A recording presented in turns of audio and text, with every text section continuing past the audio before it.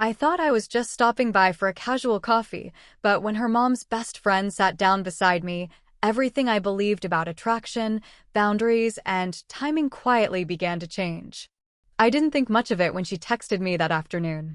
Just a casual line about stopping by for coffee, the kind of message you skim and reply to without thinking twice.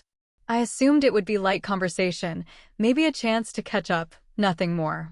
But as I walked up the familiar path toward her house, I couldn't shake a faint sense of nervous anticipation, like the air just before a storm, heavy with something unnamed. The rain had begun to fall, soft at first, tapping against the leaves and soaking the pavement in a glossy sheen. By the time I reached the porch, the rhythm of it had become steady, drumming against the windows, wrapping the house in a cocoon of sound. When she opened the door, her smile was as warm as ever, but what caught me off guard was the figure waiting just behind her. Her mother's best friend.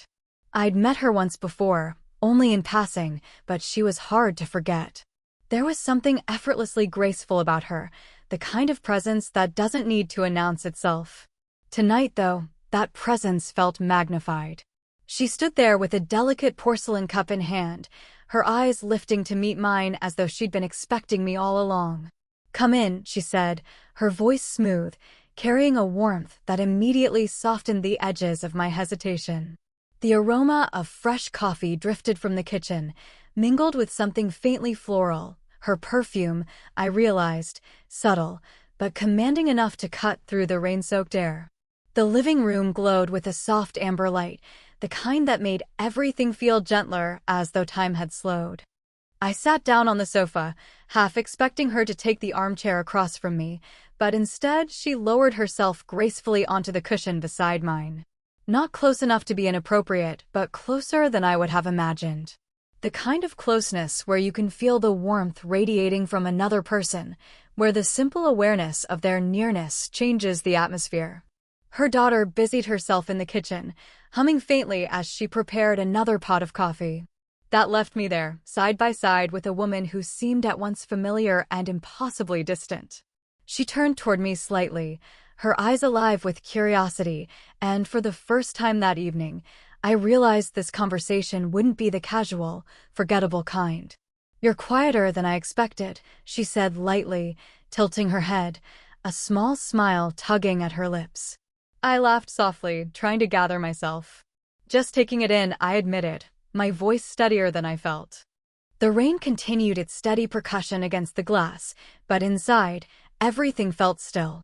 Her laughter filled the quiet, low and unhurried, and I noticed the delicate way her fingers traced the rim of her cup as she spoke. It was such a small detail, but it drew my eyes, as though every movement she made carried a kind of intention.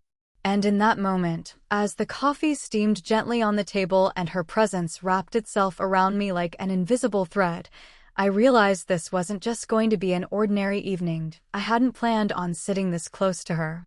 Honestly, I thought she'd take the armchair across the room, or maybe perch casually at the edge of the sofa while her daughter carried on in the kitchen. But no, she chose the spot right beside me. The cushion dipped as she settled in, her posture relaxed, but refined, and I felt the subtle shift of weight tilt me just slightly toward her. At first, the conversation was easy, polite. She asked the usual questions, how my studies were going, what I was planning for work, whether I was enjoying the city. Her voice carried a measured calmness, every word drawn out in a way that made me want to keep listening. I answered honestly, though I kept catching myself noticing details I shouldn't, the faint lines of laughter near her eyes, the smooth cadence of her words, the way her perfume seemed to linger between us. I tried to keep my gaze on the coffee cup I held, steam rising and curling into the dim light, but my eyes betrayed me. Every so often, they wandered back to her. And every time, I found hers already waiting. Her smile wasn't obvious. It was the kind that lived just behind her lips, subtle, restrained. But her eyes told a different story. They lingered a little too long, studied me a little too carefully, as though she was weighing some unspoken thought. Her daughter called from the kitchen, asking if we wanted more sugar. The sound barely broke the moment. We both answered at the same time, a quick, automatic "no thank you," and then glanced at each other with a small, surprised laugh. The laughter faded slowly, leaving behind a silence that wasn't uncomfortable, but thick, like the air between two notes of a song. She adjusted slightly, tucking one leg beneath her, and in doing so her sleeve brushed against my arm. The contact was so slight it could have been ignored, but I felt it, a whisper of fabric against my skin, light but enough to send a sharp awareness through me. She didn't move away. If anything, she seemed to lean just a fraction closer, her shoulder now a steady presence at my side. "You know," she said softly, her gaze fixed not on me but on the rain-streaked window across the room, "it's rare these days to find someone who actually listens. Most people are just waiting for their turn to talk." I wasn't sure if she meant it generally or if she meant it about me, but I found myself smiling anyway. "Maybe I just like hearing your perspective," I admitted, my words quieter than I'd intended. That earned me a glance, quick, sharp, but warm. And for the first time since she'd sat down, I felt the unmistakable weight of possibility settle between us. The rain outside had become a steady curtain now, closing off the world beyond the glass. In here, the glow of the lamp painted everything in soft amber, and the closeness of her presence made it feel as though we were sitting in our own little pocket of time. I don't know if she felt it too, that quiet pull that made the space between us feel fragile and charged all at once. But when her hand rested lightly on the cushion beside mine, not touching, but near enough that one small shift would close the distance, I knew this night was already slipping into something I hadn't expected. What surprised me most was how natural it felt, talking to her. At first, I kept expecting the usual pauses, that polite distance people hold when they don't know each other well. But the longer we sat there, the more it felt like the world outside had faded away, leaving just the rhythm of our voices trading places in the quiet. She leaned slightly toward me, elbow resting against the sofa cushion, her head tilted just enough to show she was fully engaged.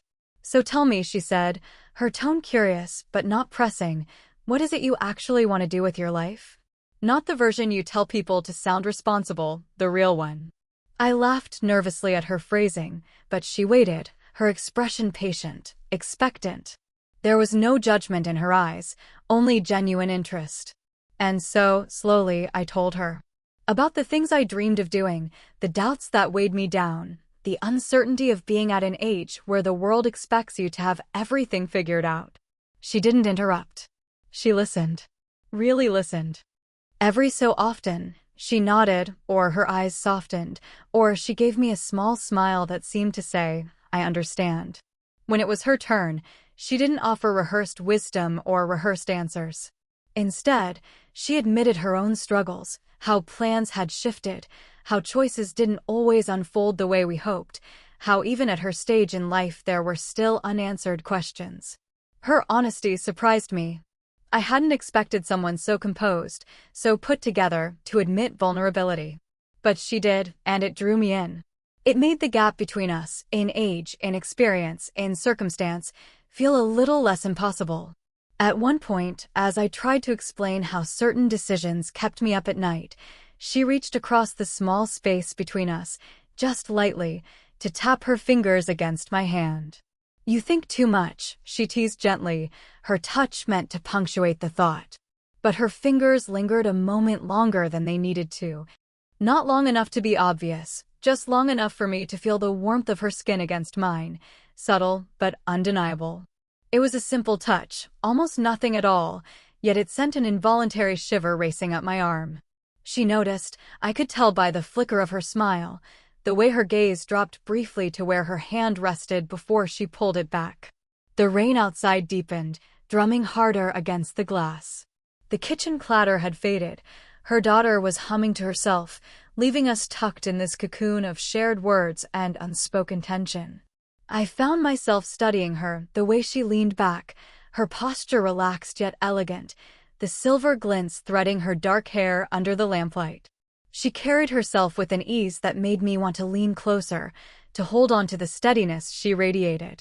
"Funny," she said after a pause, her eyes meeting mine, "I didn't expect to enjoy this conversation so much." "Neither did I admitted, my voice quieter than before. And for a brief, suspended moment, it felt like the space between us wasn't just physical, it was a boundary neither of us had expected to test. Yet here we were, crossing it with every word, every glance, every fleeting brush of her hand against mine. Time has a strange way of moving when you're caught in a conversation that matters. Minutes slip by unnoticed, the rest of the world dissolves, and suddenly you realize the coffee on the table has gone untouched, steam long since vanished. That's how it felt sitting beside her, as if the rain outside had wrapped the house in a veil, closing us in, making this moment ours alone. Her daughter had retreated deeper into the house, humming faintly somewhere down the hall. The absence of her presence gave the room a softer stillness. It wasn't awkward, though.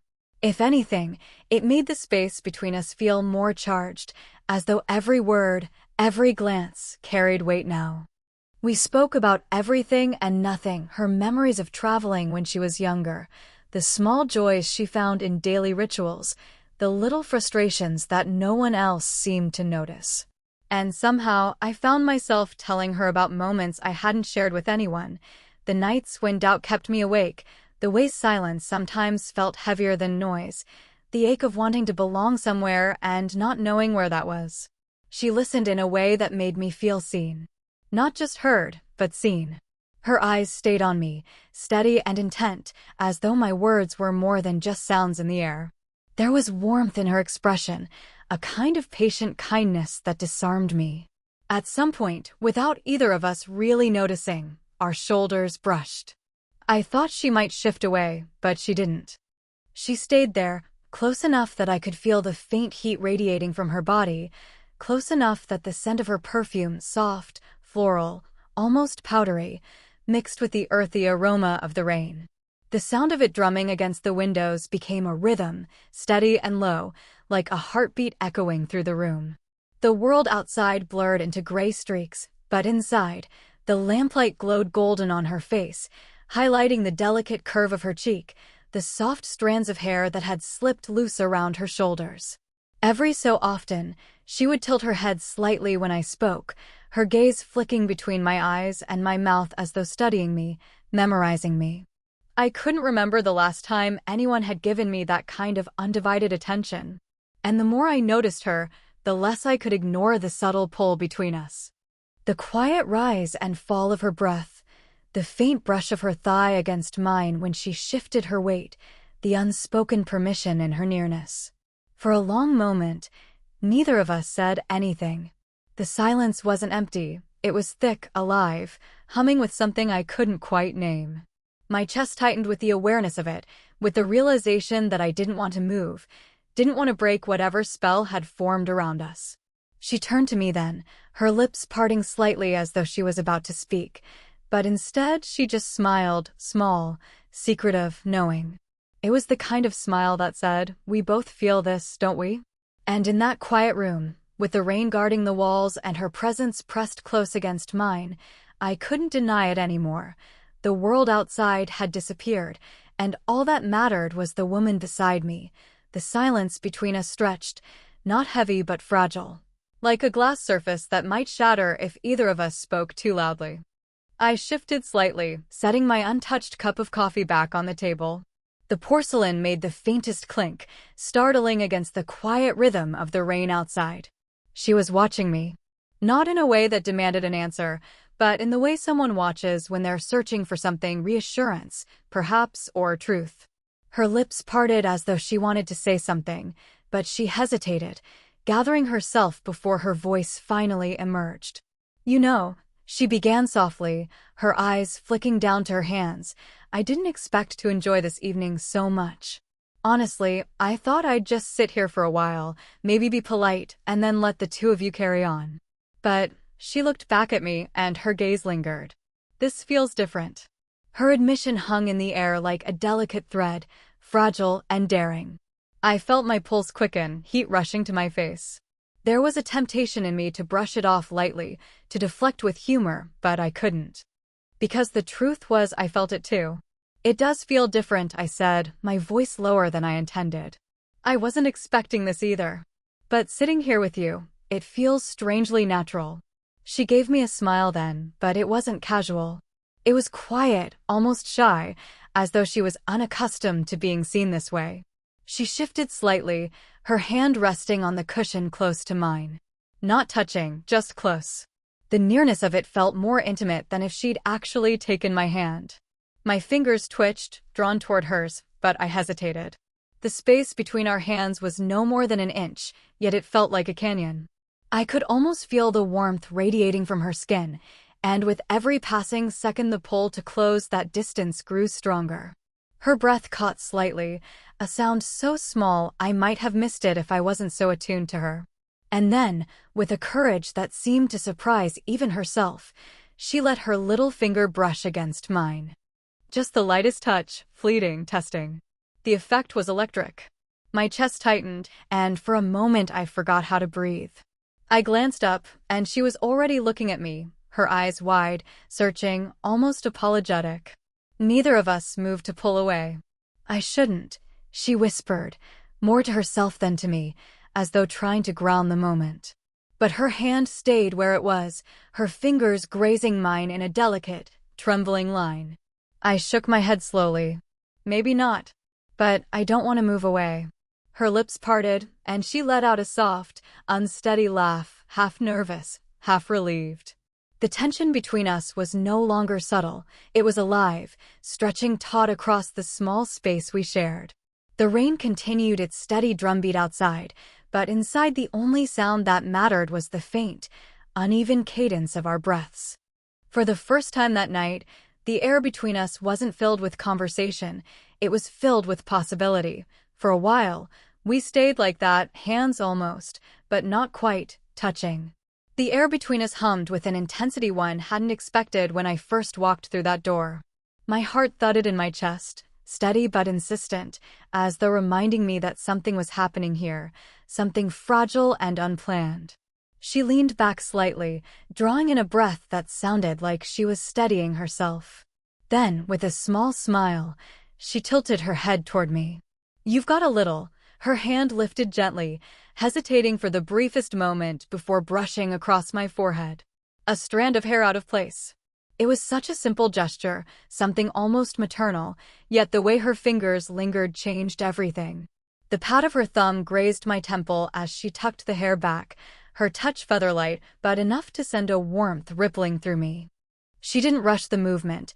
Her hand rested a second too long, as though she was reluctant to let go. My instinct was to lean into it, to hold onto the steadiness of her touch. Without thinking, I lifted my hand and placed it gently over hers, keeping it there against my forehead.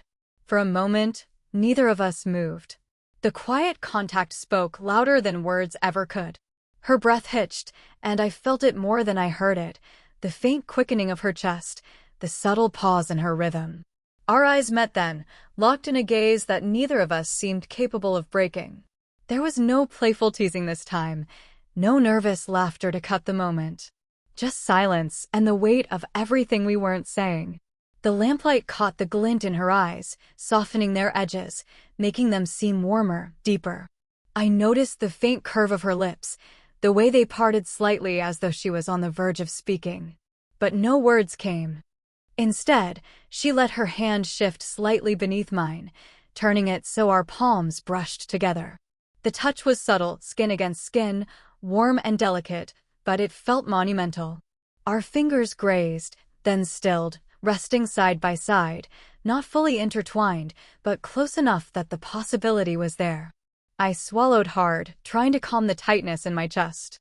"I'm glad you didn't sit across the room tonight," I murmured, my voice low, the words slipping out before I could stop them. Her smile deepened, soft but knowing. "So am I," she whispered back. The rain outside softened, tapering into a gentler rhythm, as if even the storm had decided to ease. The quiet between us wasn't charged now, it was tender. A fragile truce, an acknowledgement of what had passed silently between us all evening. She didn't pull her hand away. Instead, she let her fingers shift just slightly, brushing across mine again. A simple, delicate motion, but it carried with it a promise that this closeness wasn't accidental, wasn't fleeting. In that moment, I wasn't thinking about boundaries or what anyone else might say or how complicated this could become. All I knew was that her hand rested in mine, and it felt like the most natural thing in the world. The spell between us was fragile, and like all fragile things, it couldn't last forever. Footsteps echoed faintly down the hall, her daughter returning from the back of the house. The sound pulled us both back to reality, though neither of us moved right away. Our hands still rested close, fingers brushing softly as if reluctant to admit the moment had shifted. She was the first to pull back, though gently, almost reluctantly. Her hand slipped away, smoothing over her lap as she straightened her posture. Her smile remained, soft but more guarded now. I mirrored her, leaning back slightly, though the warmth of her touch lingered in my skin like a memory I wasn't ready to let go of. Her daughter entered the room with a fresh mug in hand, chatting about something trivial. I nodded along, offering polite responses, but my mind wasn't on the conversation.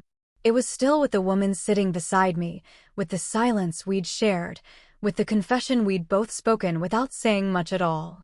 Eventually, I stood, muttering something about needing to head out before the rain worsened.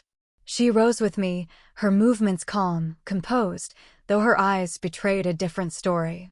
They followed mine closely, almost as if searching for reassurance. She walked me to the door, her steps quiet against the hardwood. The house seemed larger now, emptier somehow, as though the living room had been a small world of its own and stepping out of it meant leaving something behind. At the doorway I paused, unsure of what to say. A simple thank you for the coffee felt laughably inadequate. Yet words seemed too clumsy to capture what had passed between us. She rescued me from the silence. With a small smile, she reached out and let her hand brush my arm. It wasn't a firm grip, just a gentle press of her fingertips against my sleeve, enough to stop me before I turned the handle. "Thank you," she said softly, her voice low, almost private. "For tonight. For listening." Her touch lingered just long enough to make my chest tighten again. I looked at her then, really looked at the quiet vulnerability behind her composure, at the way her lips curved as though she wanted to say more, but chose not to. I nodded slowly. "I should be thanking you," I replied, my voice quiet but steady. For a moment, we just stood there, close enough to feel the faint warmth radiating from one another, caught in a space where words weren't enough, but silence said too much. Then, with the smallest movement, she let her fingers slip away, leaving only the echo of her touch behind. I stepped outside. The rain had softened to a drizzle, cool against my skin. Behind me, the doorway glowed with lamplight, and she stood framed in it, her silhouette warm against the night. She gave me one last smile, small, secretive, but certain. "See you again soon," she whispered, almost conspiratorial, as if the words were meant only for me. I walked down the path, the sound of rain swallowing the world around me, but I carried her voice with me, tucked deep inside. And though the night felt cool, my chest still burned with the warmth of her touch, the promise in her eyes. I knew then, this wasn't the end. It was only the beginning. 29.